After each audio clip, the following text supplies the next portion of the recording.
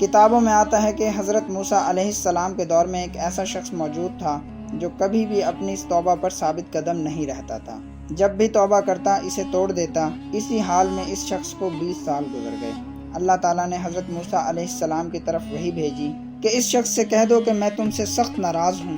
جب حضرت موسیٰ علیہ السلام نے اللہ کا پیغام اسے سنایا، وہ شدید غمگین ہوتا ہوا جنگلوں کی طرف نکل گیا اور پھر بارگاہ الہی میں عرض کرتا ہے، اے میرے پروردگار، اے دونوں جہانوں کے مالک، کیا تیری رحمت کم ہو گئی ہے یا میرے گناہ اس پر غالب آ گئے ہیں، یا تیری بخشش کے خزانے ختم ہو گئے ہیں، یا بندوں پر تیری نظر کرم نہیں رہی؟ کون سا میرا ایسا گناہ ہے جو تیرے عفو و درگزر سے بھاری ہے؟ میں بخیل ہوں، تو کریم ہے، کیا میرا بخل تیری صفت پر غالب آ گیا ہے؟ اگر تیری طرف سے بخشش کم ہو گئی ہے تو مجھ پر میرے سارے گناہوں کا بوجھ اتار دے، میں اپنی جان قربان کرتا ہوں۔ اللہ رب العزت کی طرف سے حضرت موسیٰ علیہ السلام کو پھر وحی بھیجی گئی، اور اس بار اللہ نے فرمایا، میرے اس بندے سے کہہ دو کہ تیرا رب تجھ سے راضی ہو گیا ہے، تو اس کی صفت کو پا گیا ہے، عفو و درگزر کو پہنچ گیا ہے۔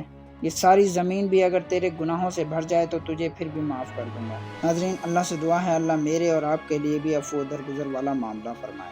سلام پہنچے۔